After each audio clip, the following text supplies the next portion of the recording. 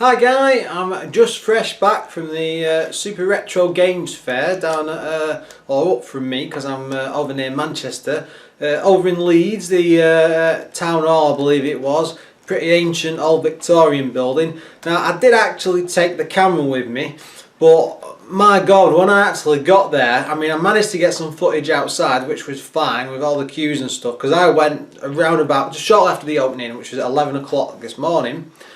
But when I got inside, it was that ram-packed. I mean, it took just an hour to get round everything looking, and it's all quite. You've probably not seen the town obviously before, but it's like a theatre with like side corridors and a couple of rooms, and there was people everywhere you went to. It was real difficult to get to the stalls, but I mean, I only found out about this really yesterday. I mean, I live about an hour's drive away, so it wasn't too bad for me just to pop over.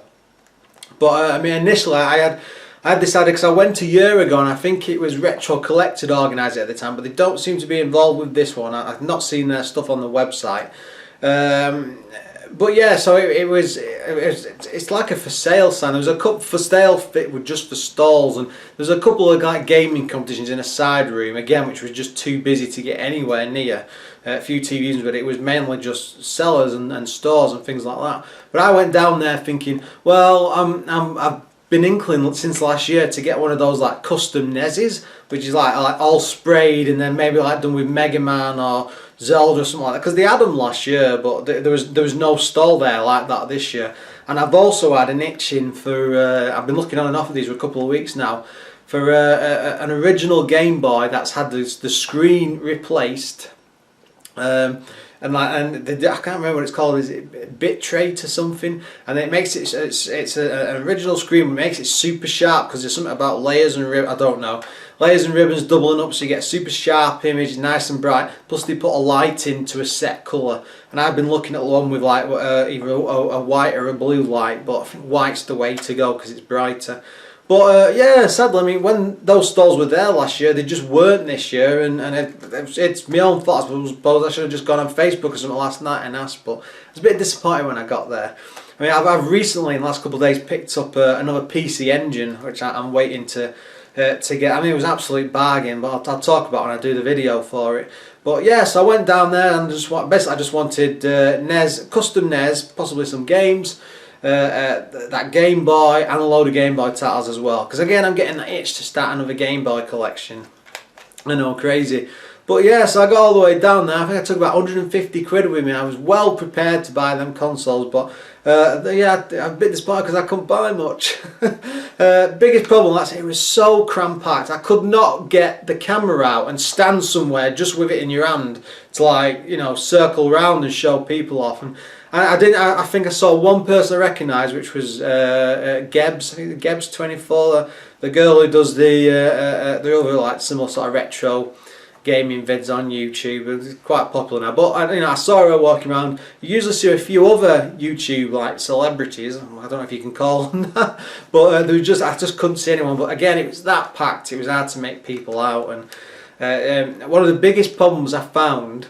It was just like you'd see a stall and there'd be like 3 or 4 people thick before you could get to the front, and I was only after like 1 or 2 things, so you know you'd have all these massive queues and you'd get round there to the front and you just couldn't get to it. But the thing is open, and it's still open now because I'm filming at 3 o'clock in the afternoon. I've been and I've come back, but it's up until 6 o'clock tonight, and I think when I was going, there was certain parts were starting to thin out a bit. So I think probably after about 4 or 5 o'clock, it'll be pretty quiet for you to get in there. I mean, I can never go that late in the day because it's a pain in the backside getting home. So, but anyway, yeah, I quite enjoyed it. There was a hell of a lot on. There's a lot to explore around there. You do need a fair bit of money.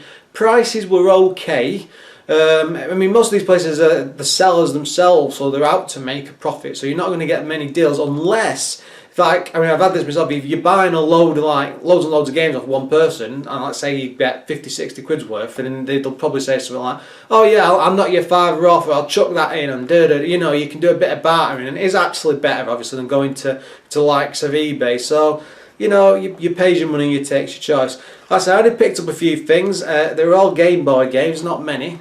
First up was alleyway, which was a grand total of £4. Stickers on the back, thank God.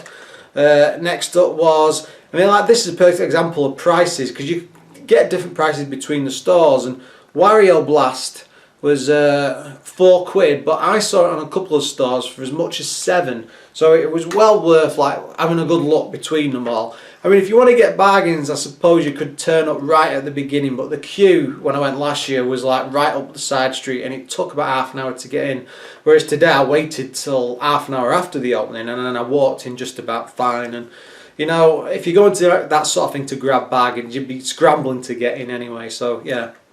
Next up, classic of course, Tetris for a £5. I thought that was pretty good. The way I looked at these is, you know, I could buy them on eBay, get them for £4 or £5, but then you're paying £2 for postage, so I've ended up with bargains.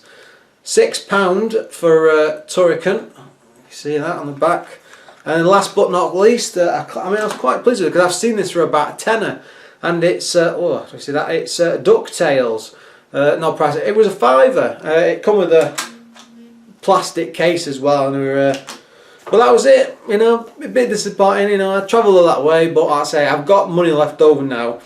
I'm gonna wait till I see like a custom NES console somewhere. I'll see my event. I always do, and I'll pick it up to put on a shelf. You know, that sort of thing. But I'm gonna be buying one of them Game Boys off one of the modded ones off eBay, I think.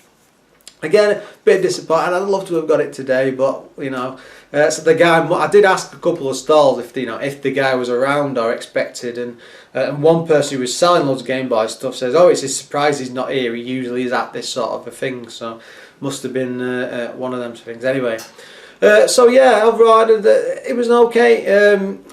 Biggest problem with it, it was just crammed, and I think for the organisers that's fantastic, because they want people in the door, but I think the sort of crowd you were seeing were at somebody like a warehouse style event. It was that packed with people. I've never seen something like that so busy before, but it was similar sort of things to last year. But good on them. I hope they keep doing that. There's another one a month later, same place, but it's more, getting some retro games, but it's mostly about collectibles like figures and things. I think it's called Collectathon. Anyway, go look it up. As always guys, thanks for watching, and please look forward to another video soon.